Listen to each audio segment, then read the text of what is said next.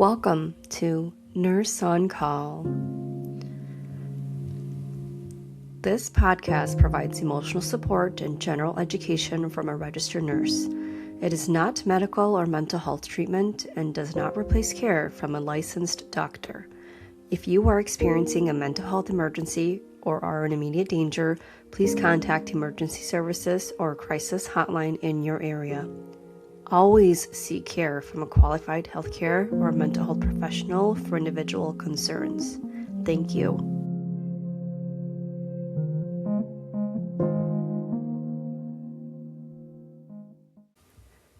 If you're feeling overwhelmed, exhausted, scared, grieving, or unsure of who you are right now, there is absolutely nothing wrong with you.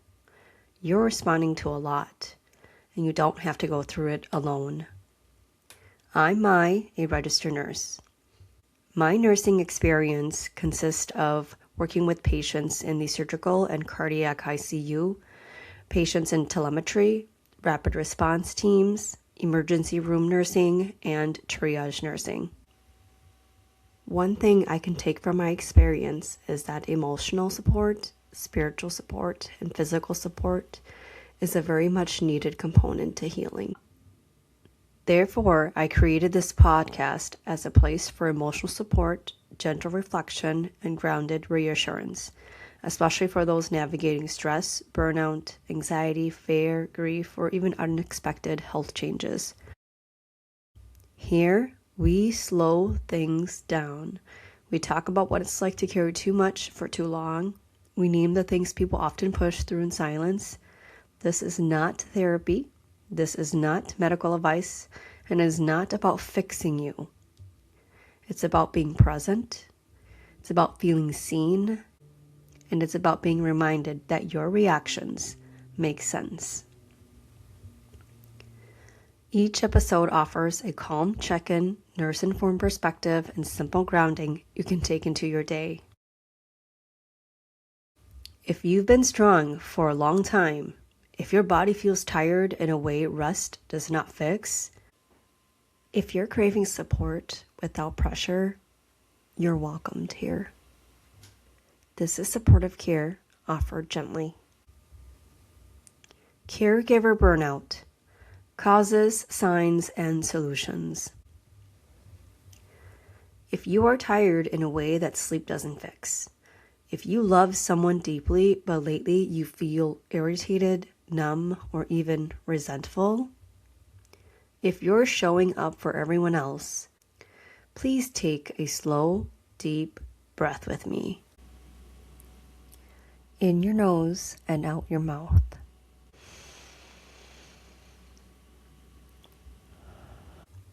This episode is for you. Welcome back. I'm Mai, a registered nurse, and this is our place to breathe, reset, and feel supported. Today we're talking about caregiver burnout, and I want to say this clearly at the beginning. Caregiver burnout is not weakness, it is not selfishness, and it is not a lack of love. It is what happens when a human nervous system carries way more than it was designed to hold for way too long without enough relief. And so if you've been feeling stretched thin, emotionally reactive, disconnected, or even overwhelmed, I hope this feels like someone finally naming what you've been carrying. What is caregiver burnout? Caregiver burnout isn't just being tired. It's chronic stress without adequate recovery. It's the most selfless act of love, prioritizing and caring for another human being. It is being on all the time. You know that light switch you have to flip on in order to see a light in a dark room? Well, it's like being on all the time. You're constantly managing medications, appointments, mood swings, financial stress, insurance confusion, physical needs, and emotional reassurance, and often your own fear about what might happen next. As a nurse, I've watched caregivers come into appointments with notebooks full of detailed observations about their loved ones. They know everything about them. But when I ask them directly, how are you doing? The usual response I get is a slight freeze, gazed eyes, and the response of, oh, I'm fine. But when you look into their eyes, they definitely tell you a different story. Burnout shows up physically. You can experience headaches, digestive issues such as nausea, low appetite, diarrhea, insomnia, the lack of sleep or inability to fall asleep, muscle tension, cramping, getting sick more often. It can also show up emotionally. Have you found yourself snapping over small things or becoming more impatient? Maybe sometimes you just feel like crying in a private space or even have done so. Feeling numb, resentful. Sometimes fantasizing even about escape. But as soon as you do that, the feeling of guilt immediately floods. Burnout happens when responsibility outweighs support. And I do want to repeat that statement again because I feel like it is very, very strong. Burnout happens when responsibility outweighs support. There is a type of grief that exists inside caregiving that people rarely acknowledge.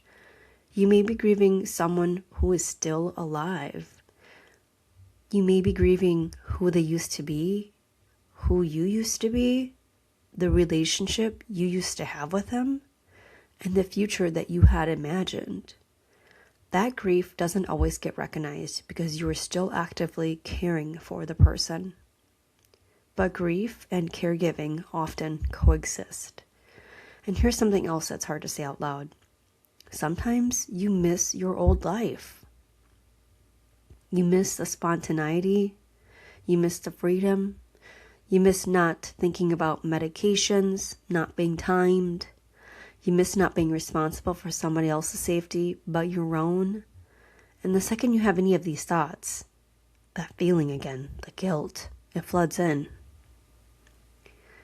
But missing your old life doesn't mean that you don't love your current one. It just means that you're adjusting to a loss. Caregivers often experience ambiguous loss. A person is physically present, but psychologically or functionally different. That creates emotional confusion. And emotional confusion can be exhausting. The nervous system. Let's talk about something important from a health perspective. When you are caregiving long term, your nervous system can get stuck in survival mode. You're constantly scanning for changes in symptoms, changes in mood, potential emergencies, problems that need solving. This state is called hypervigilance. And when your body stays in hypervigilance, cortisol levels stay elevated. Cortisol is a stress hormone. If your cortisol levels stay elevated, stress stay elevated. Over time, that leads to health changes such as fatigue, anxiety, brain fog or confusion, emotional reactivity, or feeling detached. Your body may feel broken, but it is not. It is overstimulated. Burnout is not just emotional, it is physiological, and physiological needs restoration. Signs you're past tired and into burnout. I want to check in with you gently. Can you please ask yourself, do I feel like I'm running on autopilot? Am I constantly irritated? Do I feel invisible in my own life? Have I stopped asking for help? Do I feel resentment building? Do I feel trapped? If that last one hit you, that's not cruelty. That's overwhelm. When caregivers feel trapped, what they often mean is, I don't see relief. And the brain needs hope in order to regulate. What actually helps? Let's talk about what actually moves the needle. Here are some real support options. 1. Micro restoration. Your nervous system resets in small increments. Try implementing these things for at least 5 to 10 minutes per day. Sitting in your car alone with no music or electronics. Stepping outside barefoot, also known as grounding or earthing on grass. Grounding on grass lowers stress levels because it activates your parasympathetic nervous system, anchors you in the present moment, reduces rumination, exposes you to calming natural environment. Deep breathing without interruption. This optimizes oxygenation and tissue perfusion. Micro rest builds resilience. 2. Specific help request. Instead of asking, "Are you available Thursday?" try, "Can you pick up groceries on Thursdays?" Or, "Can you stay with Dad Saturday morning?" Vague support doesn't work. Specific support does. 3. Lower internal standards. Perfection becomes a coping mechanism, but the house can be lived in. Dinner can be simple. Takeout is okay. Laundry can wait. You are not graded on performance. 4. Respite care is not failure. Respite care is short-term support that is not abandonment. I want to share a story.